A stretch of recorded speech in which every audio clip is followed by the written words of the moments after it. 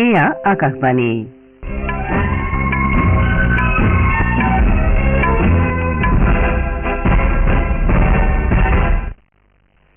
বাতৰি পঢ়িছো নিৰুপমা বৰঠাকুৰে।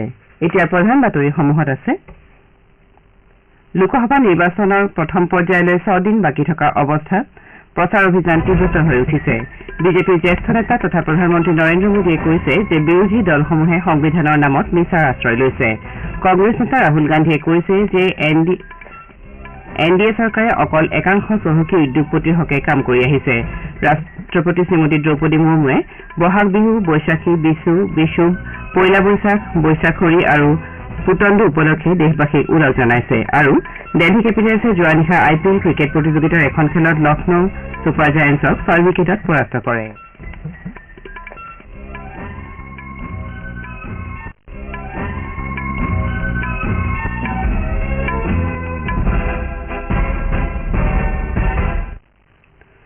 লোকসভা নিৰ্বাচনৰ প্ৰথম পৰ্যায়লৈ 6 দিন বাকী থকা অৱস্থাত প্ৰচাৰ অভিযান তীব্ৰতৰ হৈ উঠিছে।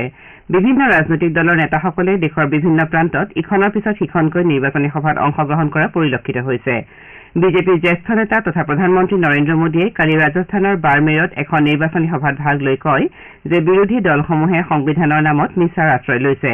তেওঁ লগতে যিকোনো পৰিস্থিতিত সংবিধান প্ৰত্যাহাৰ কৰিব পৰা নাযায় বুলি স্পষ্ট কৰি দিয়ে। শ্ৰীমোদীয়ে কয় যে দেশৰ বাবে সংবিধানেই গীতা, কোৰাণ, বাইবেল সকলো। তেওঁ কয় যে কংগ্ৰেছে দশক ধৰি অনুসূচিত জাতি আৰু অনুসূচিত জনজাতিৰ সৈতে ভেদভাৱ কৰি আহিছে আৰু সম্প্ৰতি দলটোৱে সংবিধানৰ নামত মিছা কবলৈ লৈছে। তেওঁ কয় যে কংগ্ৰেছে বাবা চাহেব আম্বেদকাৰক নিৰ্বাচনত পৰাজিত কৰিছিল আৰু তেওঁক ভাৰত ৰত্নৰে সন্মানিত কৰাৰ অনুমতি প্ৰদান কৰা নাছিল। কংগ্ৰেছে দেশত জৰুৰী অৱস্থা বলবৎ কৰা বুলিও শ্ৰীমোদীয়ে উল্লেখ কৰে। প্ৰধানমন্ত্ৰীয়ে কয় যে তেওঁৰ শাসনকালতেই সংবিধান দিৱস পালনৰ পৰম্পৰা আৰম্ভ হৈছে। বিগত 10 বছৰত বাবা চাহেবৰ 5টা পন্থ বিকশাই তোলা হৈছে বুলি শ্ৰীমোদীয়ে উল্লেখ কৰে। প্ৰধানমন্ত্ৰীয়ে কয় যে কংগ্ৰেছে দেশক জাতি, ভাষা আৰু অঞ্চলৰ নামত বিভাজিত কৰিব বিচাৰিছে। কংগ্ৰেছে দেশৰ স্বাৰ্থৰ অনুকূল সকলো কামৰ বিৰোধিতা কৰে বুলিও প্ৰধানমন্ত্ৰীয়ে মন্তব্য কৰে। তেওঁ কয় যে INDI মিত্ৰজোঁটৰ এটা দলে দেশৰ পাৰমাণৱিক অস্ত্ৰ ধ্বংস কৰিব লাগে বুলি ঘোষণা কৰিছে। তেওঁ INDI মিত্ৰজোঁটৰ সদস্যসকলে কাৰ নিৰ্দেশত এনেধৰণৰ কাম কৰিছে আৰু কোনে ভাৰতক শক্তিহীন কৰিব বিচাৰে বুলি প্ৰশ্ন তোলে। তেওঁ কয় যে কংগ্ৰেছে 5-6 দশক ধৰি দেশ শাসন কৰে যদিও কোনো এটা সমস্যাৰ সম্পূৰ্ণ সমাধান দিয়াত ব্যৰ্থ হয়। তেওঁলোকে ৰাজস্থানৰ জলসংকটো সমাধান নকৰা বুলি শ্ৰীমোদীয়ে অভিযোগ তোলে। শ্ৰীমোদীয়ে কয় যে তেওঁৰ চৰকাৰে জল জীৱন মিছন আৰম্ভ কৰি এই দুৰ্ভাগ্যৰ অৱসান ঘটাইছে। বাৰমেৰৰ নিৰ্বাচনী সভাৰ পাছত প্ৰধানমন্ত্ৰীয়ে ৰাজস্থানৰ দোচাত লোকসভা নিৰ্বাচনৰ বাবে প্ৰথমটো ৰোড শ্বত অংশগ্ৰহণ কৰে।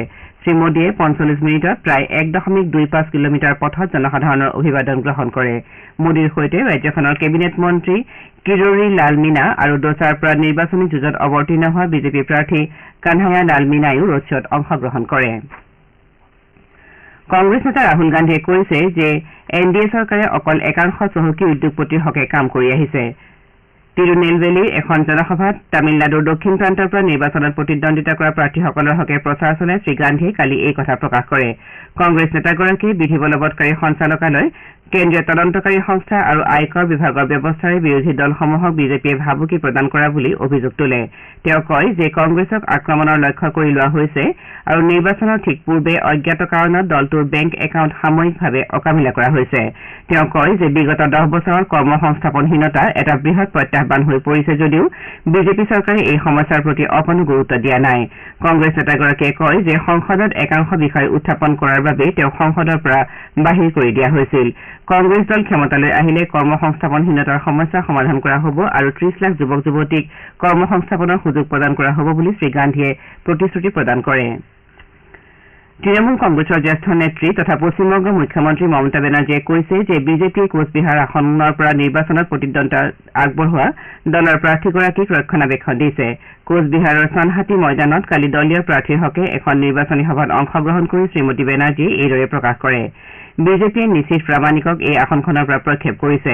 তৃণমূল কংগ্ৰেছৰ নেত্ৰীগৰাকীয়ে কয় যে ৰাজ্যিক আৰক্ষীয়ে 2 ঘণ্টাৰ ভিতৰতে ৰামেশ্বৰম কাফে বিস্ফোৰণ গোচৰৰ অভিযুক্তক গ্ৰেপ্তাৰ কৰিছে।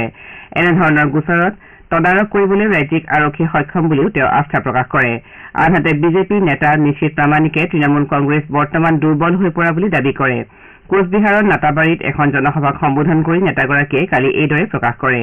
তেওঁ কয় যে তৃণমূল কংগ্ৰেছে সৰ্বসাধাৰণ ৰাইজক বিপথে পৰিচালিত কৰাৰ চেষ্টা চলাইছে। বিজেপি নেতা শুভেন্দু অধিকাৰীয়েও তৃণমূল কংগ্ৰেছক তীব্ৰ সমালোচনা কৰে। তেওঁ কয় যে পশ্চিমবংগৰ শাসকীয় দল হিচাপে তৃণমূল কংগ্ৰেছ জনসাধাৰণক সুৰক্ষা প্ৰদান কৰাত ব্যৰ্থ হৈছে।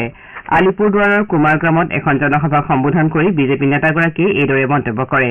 ৰাষ্ট্ৰীয় তদন্ত সংস্থাই ৰামেশ্বৰম কাফে বিস্ফোৰণ সংক্ৰান্তত কালি দুজন লোকক গ্ৰেপ্তাৰ কৰাৰ কথা উল্লেখ কৰি তেওঁ তৃণমূল কংগ্ৰেছে ৰাজ্যখনৰ জনসাধাৰণক সুৰক্ষা প্ৰদান কৰাত ব্যৰ্থ হৈছে বুলি অভিযোগ তোলে।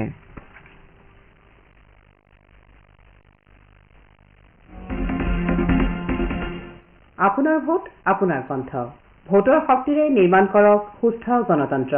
লোকসভা নিৰ্বাচনৰ প্ৰথম পৰ্যায়ত অহা 19 এপ্ৰিলত পুৱা 7 বজাৰ পৰা বিয়লি 5 বজাৰ ভিতৰত কাজিৰঙা, শোণিতপুৰ, লখিমপুৰ, ডিব্ৰুগড় আৰু যোৰহাটত হ'বলগীয়া ভোটগ্ৰহণত গণতান্ত্ৰিক অধিকাৰ সাব্যস্ত কৰি শক্তিশালী গণতন্ত্ৰৰ অংশীদাৰ হওক। আপোনালোকে বাতৰি শুনিছে আকাশবাণীৰ পৰা। ৰাষ্ট্ৰপতি শ্ৰীমতী দ্ৰৌপদী মুৰ্মুৱে বহাগ বিহু, বৈশাখী, বিশু, পয়লা বৈশাখ, বৈশাখৰী আৰু পুতণ্ডু উপলক্ষে দেশবাসীক ওলগ জনাইছে। ৰাষ্ট্ৰপতি মুৰ্মুৱে এটা বাৰ্তাযোগে দেশৰ কৃষকসকলৰ কঠোৰ পৰিশ্ৰমৰ প্ৰতি কৃতজ্ঞতা প্ৰকাশ কৰিছে।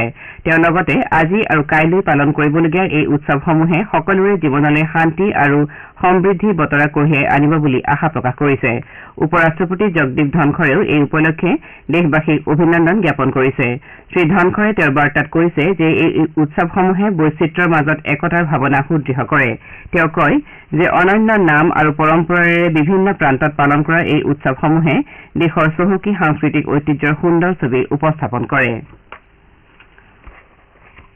সমাগত গ্ৰীষ্মকালীন বন্ধ আৰু কোংকান পথছোৱাৰে অধিক ৰেলগাড়ীৰ চাহিদা বৃদ্ধিৰ প্ৰতি লক্ষ্য ৰাখি মধ্য ৰেলৱেই মুম্বাইৰ লোকমান্য তিলক টাৰ্মিনাছ আৰু থিৱিৰ মাজত ৩২খন অতিৰিক্ত গ্ৰীষ্ম বিশেষ ৰেল সেৱা প্ৰৱৰ্তনৰ সিদ্ধান্ত গ্ৰহণ কৰিছে। এই বিশেষ ৰেলগাড়ীকেইখনৰ সবিশেষ সময়সূচীৰ বাবে যাত্ৰীসকলে www.enquiry.indianrail.gov.in ৱেবছাইট চোৱাৰ লগতে NTES মোবাইল এপ ডাউনলোড কৰিব পাৰে। ৰেলৱে প্ৰশাসনে এই গ্ৰীষ্মকালীন ৰেল সেৱাৰ সুবিধা গ্ৰহণ কৰিবলৈ যাত্ৰীসকলৰ প্ৰতি আহ্বান জনাইছে। ৰাষ্ট্ৰীয় তদন্তকাৰী সংস্থা NIA কালি ৰামেশ্বৰম কেফে বোমা বিস্ফোৰণৰ ঘটনাৰ সৈতে জড়িত মুছাফিৰ ছেইন ছাজিব আৰু আব্দুল মথিন আহমেদ তাহাক পশ্চিমবংগৰ পূব মেদিনীপুৰ জিলাৰ পৰা গ্ৰেপ্তাৰ কৰিছে। জিলাখনৰ নতুন দীঘাৰ এখন হোটেলৰ পৰা NIA এই লোক দুজনক গ্ৰেপ্তাৰ কৰিবলৈ সক্ষম হয়। উল্লেখযোগ্য যে যোৱা 1 মাৰ্চত বেংগালুৰুত এই বোমা বিস্ফোৰণৰ ঘটনা সংঘটিত হৈছিল। NIA পূৰ্বতে এই ঘটনাৰ সৈতে জড়িত মোজাম্মেৰ শ্বৰীফ নামৰ আন এজন লোককো গ্ৰেপ্তাৰ কৰিছিল। দিল্লী কেপিটেলছে যোৱা নিশা লক্ষ্ণৌত অনুষ্ঠিত IPL ক্ৰিকেট প্ৰতিযোগিতাৰ এখন খেলত লক্ষ্ণৌ ছুপাৰ জায়াণ্টছক 6 উইকেটত পৰাস্ত কৰে। দিল্লী কেপিটেলছে 168 ৰানৰ বিজয় লক্ষ্যৰে খেল আৰম্ভ কৰি 18 অভাৰ আৰু এটা বলত 4টা উইকেট হেৰুৱাই নিৰ্ধাৰিত লক্ষ্য অতিক্ৰম কৰে। দিল্লীৰ হৈ জেক ফ্ৰেজাৰ মেকগৰ্গে 35টা বলত 55 ৰান কৰে। ইয়াৰ পূৰ্বে লক্ষ্ণৌ ছুপাৰ জায়াণ্টছে প্ৰথমে বেট ধৰি নিৰ্ধাৰিত 20 অভাৰত 7 উইকেটৰ বিনিময়ত 167 ৰান কৰে। লক্ষ্ণৌৰ হৈ আয়ুষ বদনীয়ে 55 ৰান কৰি আউট নোহোৱাকৈ থাকে। লক্ষ্ণৌৰ হৈ কুলদীপ যাদৱে 3টা উইকেট দখল কৰে। কুলদীপ যাদৱক প্লেয়াৰ অব দ্য মেচ হিচাপে ঘোষণা কৰা হয়। প্ৰতিযোগিতাত আজি মোহালিত হ'বলগীয়া এখন খেলত পাঞ্জাৱ কিংছ ৰাজস্থান ৰয়েলছৰ বিৰুদ্ধে অৱতীৰ্ণ হ'ব। খেলখন সন্ধিয়া 7:30 বজাত আৰম্ভ হ'ব।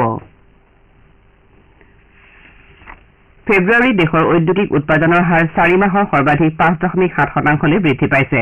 প্ৰধানকৈ খনন খণ্ডৰ ভাল প্ৰদৰ্শনৰ বাবে ঔদ্যোগিক বিকাশৰ হাৰ বৃদ্ধি পাইছে।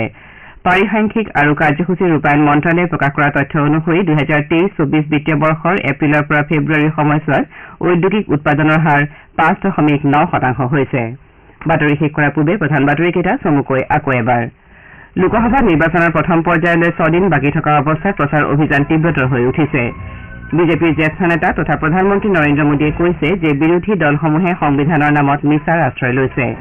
কংগ্ৰেছ নেতা ৰাহুল গান্ধীয়ে কৈছে যে NDA চৰকাৰে অকল একাংশ চহকী উদ্যোগপতিৰ হকেহে কাম কৰি আহিছে। ৰাষ্ট্ৰপতি শ্ৰীমতী দ্ৰৌপদী মুৰ্মুৱে বহাগ বিহু, বৈশাখী, বিশু, পয়লা বৈশাখ, বৈশাখৰী আৰু পুতণ্ডু উপলক্ষে দেশবাসীক ওলগ জনাইছে। আৰু দিল্লী কেপিটেলছে যোৱা নিশা IPL ক্ৰিকেট প্ৰতিযোগিতাৰ এখন খেলত লক্ষ্ণৌ ছুপাৰ জায়াণ্টছক 6 উইকেটত পৰাস্ত কৰে। আমাৰ এতিয়াৰ বাতৰি ইমানতে অন্ত পৰিল।